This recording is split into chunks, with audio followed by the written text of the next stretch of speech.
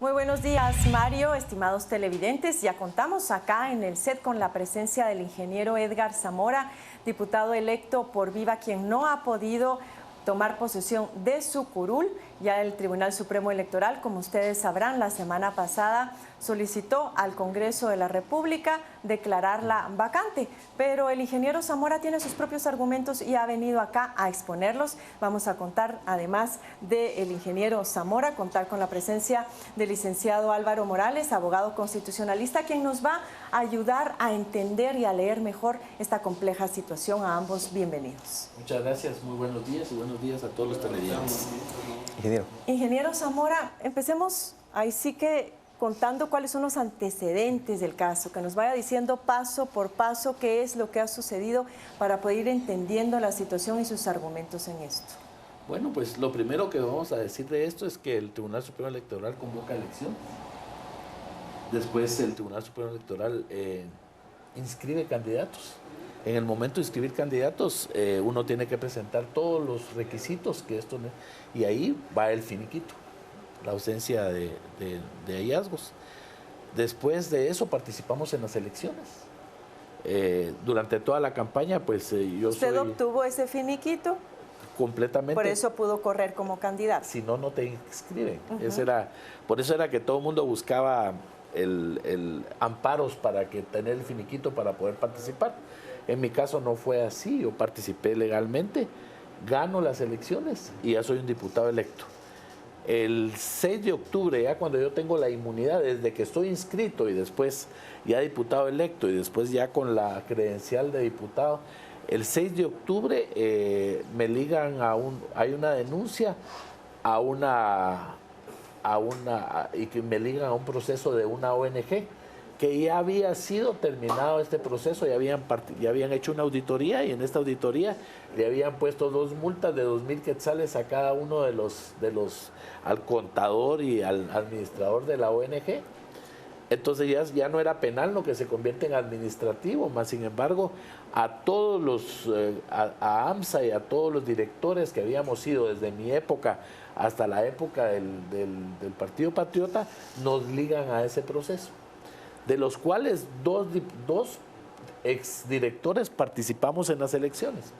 Su servidor y me parece que Rodrigo Valladares, el otro que corre por todos, a él le dan su finiquito, a él lo dejan asumir y a mi persona no. O sea, es decir, en el caso de él es exactamente lo mismo. Él corre como candidato, presenta su finiquito. Exactamente. La misma denuncia en ese momento penal que usted dice que ahora se ha convertido en administrativa. Así es. También se le pone a él el 6 de octubre y pese a ello, siendo las mismas características, él sí logra asumir su curul el 14 de enero y usted no. Afirmativo, sí es, exactamente. O sea, como pueden ver, pues es algo como muy señalado, una cosa muy rara, de verdad, donde todas mis garantías constitucionales fueron completamente... Lo que se ha dicho en notas de prensa es que de lo que usted se le acusa fue de haber dado otorgado irregularmente unos terrenos del vertedero municipal de Villanueva. ¿Es ese el argumento correcto que usted dice que ahora pasó de penal a administrativo? No, no es eso. La denuncia es con respecto a la entrada, el cobro de la entrada de los camiones al vertedero. Eso es. No es por haber concedido usted unos terrenos, haber hecho una venta irregular, una cesión. Yo no puedo vender terrenos del Estado, o sea, ni yo ni ningún director. Eso es una falsedad completa de lo que están diciendo. Es como mandado a hacer, o sea, es un funcionario público y menos un director, ¿verdad? De AMSA, puede venir y decir, mire, yo voy a vender estos terrenos. O sea, eso no se puede, no cabe en la ley ni cabe en ningún lado. ¿Y consta en algún documento legal que la denuncia al momento en que ya no fue un hallazgo, sino un reparo porque se pagó una multa por parte de esas ONGs, deja de ser un caso penal para pasar a la parte administrativa? ¿Hay algún papeleo sobre eso? Por supuesto, eso lo tiene la Fiscalía Anticorrupción, tiene todo el expediente y todo. Lo que pasa es que ellos no me pueden investigar a mí porque yo gozo de antejuicio. O O sea, si hubiera querido sacar el proyecto, pero como yo gozo de antejuicio, ni me pueden, ni siquiera pueden tomarme declaración, nada, porque yo gozo de antejuicio. Entonces, me dejaron como en un limbo. O sea, la Contraloría General de Cuentas no da el finiquito porque hay una denuncia penal y la Fiscalía no me puede investigar porque tengo derecho a antejuicio. Pero, a ver, volvamos sobre esto, analicemos, hagamos un corte acá y de lo que ha escuchado el licenciado Morales. El finiquito es para optar al cargo, según entiendo. Y de hecho, el licenciado Fernando Linares Beltranena no presenta un finiquito adicional antes de tomar posesión de su cargo el 14 de enero. Es decir, el finiquito que establece la ley es el finiquito para inscribirse como candidato. Él tampoco lo presenta porque él argumenta en la nota que envía a la Junta Directiva que ese finiquito es para optar y lo pone en mayúsculas en la carta que él pone como justificación y a él se le adjudica. Tomemos también como punto de partida lo que mencionaba el ingeniero Zamora, el caso exactamente igual al de él, pero que corre por todos y que también se le adjudica a la curul. ¿Qué podemos entonces esperar de esto? La ley establece que se tiene que presentar otro finiquito que dé cuenta de lo que ha sucedido entre septiembre al 14 de enero antes de la toma de posesión. Licenciada, una de las cosas que tenemos que tomar en cuenta es nuestro ordenamiento jurídico. Nuestro ordenamiento jurídico nos sirve para dos cosas, para decirnos qué es lo que tenemos que hacer y el segundo para decirnos cómo lo tenemos que hacer en cualquier ámbito de la vida. En este caso, el ingeniero Zamora, que está optando o que optó para ser diputado, tuvo que haber llenado una serie de requisitos que la misma ley le establecía. Dentro de todos estos, el medular se ha venido a convertir en este famoso finiquito. Cuando él se presenta como precandidato para optar a una diputación, presenta ese finiquito. Y me parece importante que la población, en este caso, pueda saber que cuando él lo presenta no tenía ningún hallazgo. El punto importante viene a ser el día de la toma de posesión, cuando los iban a juramentar a ellos, el expresidente del Congreso en ese momento argumenta que no existe un finiquito o que ese finiquito al día de hoy, es decir, al 14 de enero, tenía hallazgos. Y efectivamente, porque al parecer, por lo que ahorita he escuchado, se presentó una especie de queja o denuncia ante la Contraloría en contra del ingeniero Zamora. Eso quiere decir que si se presentaba un finiquito actualizado, este ya no iba a estar de la misma forma que el primero que se presentó cuando se inscribió. Sí. El punto tendría que ser cuáles son las argumentaciones del expresidente Rabe para haber indicado que necesitaba un nuevo finiquito y que no tenía los efectos suficientes el primero, porque a otras personas que optaron por la diputación, pues no se les volvió a hacer ese filtro y que de decirles. Uno de ellos en la misma situación del ingeniero Zamora. En este caso, que llama la atención. Claro, en este caso, más allá de que pensemos en la figura de un ciudadano que optó a una diputación, pensemos sencillamente como cualquier ciudadano, al cual se le puede estar violentando su derecho de defensa, su derecho de igualdad, a un debido proceso administrativo. En este caso, entonces, creo importante determinar cuáles fueron las argumentaciones del expresidente Rabe para indicar que en una forma muy particular le estaba pidiendo al ingeniero Zamora ese finiquito y no se lo pidió al otro centenar de diputados que en ese momento asumieron su curul. Antes de irme a redes sociales, porque tenemos mucha participación de nuestro público televidente, quiero saber si usted cuenta con algún documento o cuál fue el procedimiento que llevó a cabo Junta Directiva al momento de informarle a usted que no podía tomar posesión de su curul. ¿Hay algún papel, algún argumento? En ese momento, en el momento que eso estaba sucediendo, únicamente me mandaron un emisario. El exdiputado Juan Pablo Duarte llegó a decirme que me saliera de la fila, que yo no iba a entrar. Eso fue lo único. Y de ahí no me entregaron ningún documento por escrito ni nada. O sea, era totalmente ilegal. Si yo no entraba al hemiciclo, que fue donde hicieron que el berrinche, que el ingeniero Zamora, me aplicaban el artículo 58 y 59 de la Ley Electoral y Partidos Políticos del Congreso de la República, en el cual argumentaba que si yo no me hacía presente al hemiciclo, declaraban vacante mi curul. Entonces, por eso fue que yo entré. Por eso fue que usted entró. Por supuesto. Y se encargó de que hubieran testigos, de hacerse notar para que no se le aplicara ese otro argumento. En el mundo entero, me vio el mundo entero. Y qué vergüenza para mi familia, de verdad, para mis hijos. Bueno, vamos a ir a redes sociales para ver qué estaban comentando nuestros amigos televidentes y para ello nos vamos a ir con Pietro al otro set, al set principal. Pietro. Buenos días, Carmen, y buenos días a nuestros invitados. En redes sociales planteamos la siguiente pregunta. ¿Debería adjudicársele la curul a el diputado Edgar Zamora? Y esto es parte de los comentarios que nos han compartido al momento en las redes sociales. Por ejemplo, Fede Citará nos dice, buen día, creo que no, ya basta de saltarse la tranca. Ya sabemos que en el Congreso todos hacen lo que se les da la gana. Queremos una Guatemala con gente correcta. Luego también Ari y Carla nos dicen que no. Por su parte, Eric Escalante nos comentó, el TSE en estas elecciones jugó protagonismo y cometió muchas arbitrariedades al no cortar a todos con la misma tijera. No debe de asumir y deben de suspender a otros que están con el mismo problema. También Héctor nos comentó, no, por el tipo de reacción que ha tenido, no sería nada bueno para Guatemala. Su ambición es notoria. Aparte, ya le dijo que se cambiaría de partido. Significa que no es leal a los que votaron por él. Y también Ana Virginia nos compartió, no solo a él hay que cancelarle la elección y a todos los que tengan cuentas pendientes por aclarar. El que es pro que asuma y el que está señalado ya sabe por qué. Estos son los comentarios que vienen a hacer más o menos lo mismo, que vienen a decir que no a la elección o a la adjudicación de la curul del diputado Zamora. Regresamos con ustedes. Muchas gracias, Pietro. Y vamos a retomar uno de esos comentarios.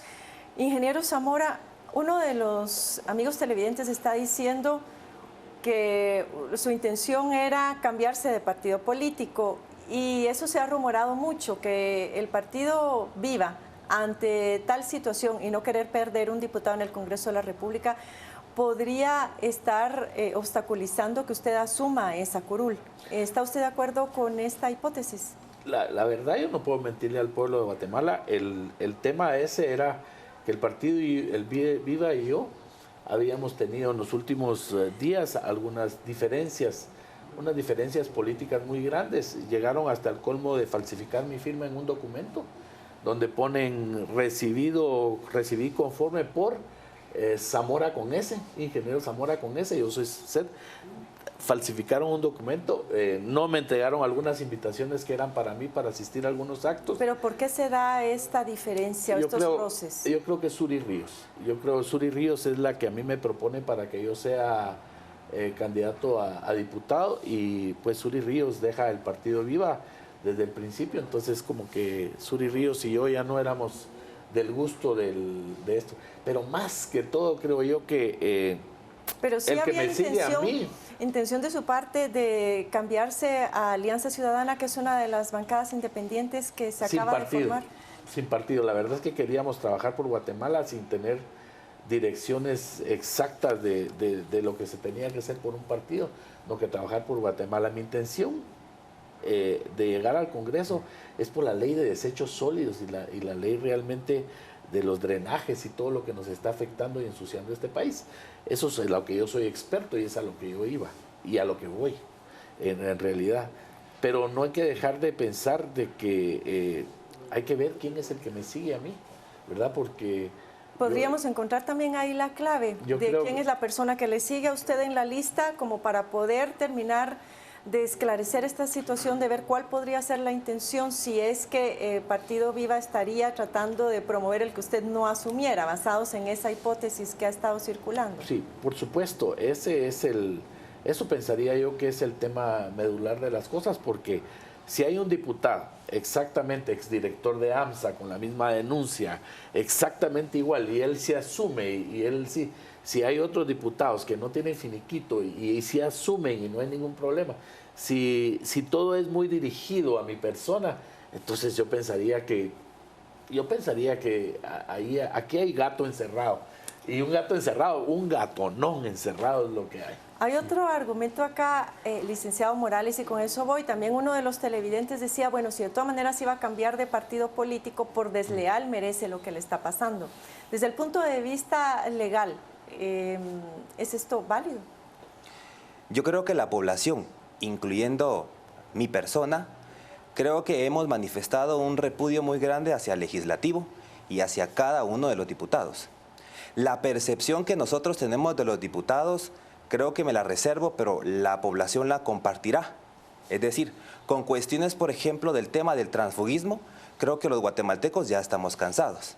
El problema es que, como ya lo indicaba en mi primera participación, nosotros solo podemos hacer aquello que la misma ley nos permita. Y la ley no le marca ningún tipo de obligación al diputado para que se quede en ese partido. Punto número 1, necesitamos reformar la ley electoral y de partidos políticos en ese sentido para obligar al diputado para que pueda seguir sus principios filosóficos por los cuales se adhirió a un partido político. Por lo tanto, atendiendo a ese principio de legalidad, yo puedo hacer exactamente aquello que la ley no me prohíba. Eso explicaría por qué casi la cuarta parte del Congreso de la República, si no un poco más, se cambió de bancada en 24 horas después de haber asumido la curul. Exacto, porque pueden hacer aquello que la ley no les prohíba y sencillamente lo están haciendo, como lo haría cualquier guatemalteco en cualquier otra instancia. Yo respeto la opinión de cada uno de los guatemaltecos. Ahora, el punto no es cambiar al diputado, el punto es ponerle límite a los diputados para que hagan lo que tienen que hacer. El tema es que esos límites, irónicamente, son ellos mismos quienes se los tienen que poner. ¿Lo van a hacer? Yo lo vería bastante complicado. Ahora, dos opciones nos planteaban también, y eso es la riqueza de poder escuchar las opiniones de nuestro público televidente. Había una opinión que decía, bueno, aquí o todos hijos o todos centenados, como solemos decir en Guatemala. Entonces, dos opciones es lo que se perfilaba acá. Una, que aquellos candidatos que ya asumieron en las mismas circunstancias que está exponiendo el ingeniero Zamora, pues sean despojados de su curul. Es decir, que no hayan presentado, estando en la misma situación, ese otro finiquito que no está establecido por ley.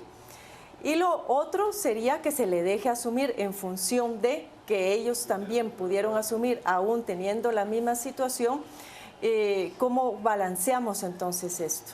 Lo primero que tenemos que entender, licenciada, es que aquí hay una parte de información que no la tenemos. Cada caso se tiene que tomar en una forma muy particular. Es decir, el expresidente Rabé, el cual ha sido cuestionado, tiene o debe de tener sus argumentaciones para poder indicar por qué él no permitió que el ingeniero asumiera su curul, sabiendo él que la decisión que estaba tomando iba a traer repercusiones legales también para él. Tengo entendido que el ingeniero ha planteado un recurso de amparo ante la Corte de Constitucionalidad para que la Corte de Constitucionalidad le pida una explicación al señor Rabé e indique por qué no le ha dado posesión o por qué no le dio posesión en su momento. Esa es la pieza que realmente hace falta acá. Y saber si el diputado Rabé cometió o no cometió una ilegalidad y a partir de ahí deducirle responsabilidades civiles y penales también a él. Ahora, usted lo planteó el lunes pasado, es decir, no ayer, sino hace 8 días prácticamente. Afirmativo, sí. Es decir, después de eso, en este caso el Congreso de la República tuvo que haber enviado un informe en un margen de 48 horas a la Corte de Constitucionalidad exponiendo sus argumentos. Sí, el jueves fuimos notificados. O sea, quiere decir que el jueves fue notificado al Congreso. De ahí tenían 48 horas para responder, creo que ayer deberían haber respondido. ¿Y en cuánto tiempo la Corte de Constitucionalidad tendría que esclarecer esta situación y dar ya una sentencia, un dictamen?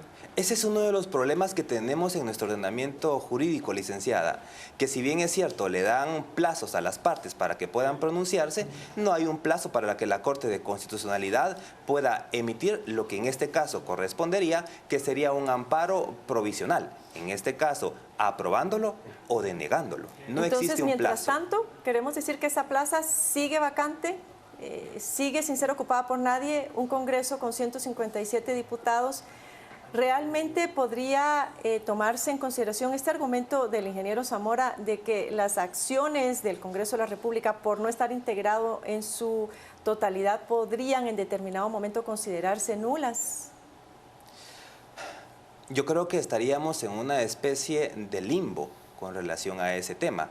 Es por eso que cuando se plantean los amparos en este caso tienen esa característica que esperamos que sean eficaces y que sean rápidos. Aquí queda en la Corte de Constitucionalidad ser lo suficientemente efectiva para poder tramitar esto de la forma más rápida. Mientras más tiempo pase, vamos a estar en situaciones como este limbo que usted plantea, que es obligación de la Corte el poderse pronunciar.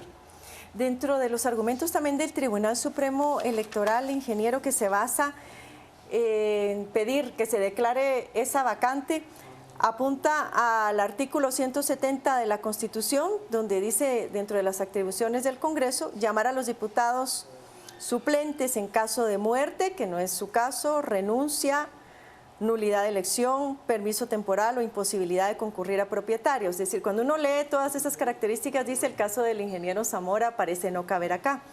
Se basa también en el artículo 204 de la ley electoral, hablando de las suplencias.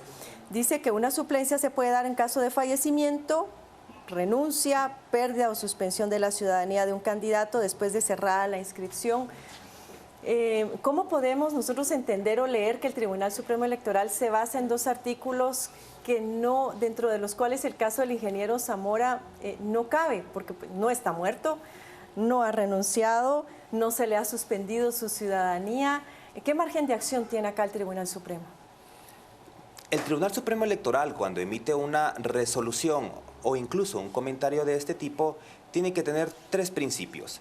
El primero, lo que indica tiene que ser razonado. El segundo elemento es que tiene que ser razonable. Y el tercer elemento, que es el único que al parecer ellos han argumentado, es y fundamentado. Se ha fundamentado en un par de artículos, como usted bien dice, pero parece que no encaja ni con lo razonable ni con lo razonado. En este caso, un último mensaje, ingeniero Zamora, porque se me ha terminado el tiempo, escasos segundos para que usted cierre esta entrevista. Pues lo único que esperamos es que se cumpla la ley y se cumpla la Constitución de la República. Eso es todo lo que nosotros pedimos, no es más. No podemos dejar al pueblo en sí, que es el que me eligió, con un palmo en las narices. Gracias, ingeniero, por habernos acompañado. También al licenciado Morales por ayudarnos a entender desde el punto de vista legal todo este vericueto. También a nuestro público televidente por haber estado atento y sobre todo participando con nosotros. Opiniones muy importantes, comentarios pues bastante claros que nos ayudan a orientar este tipo de entrevistas. Muchas gracias por haber participado. Que tenga usted una magnífica mañana y volvemos ahora al set principal.